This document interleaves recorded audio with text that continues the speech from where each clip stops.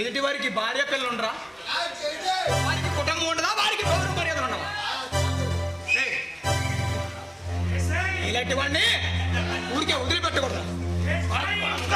please please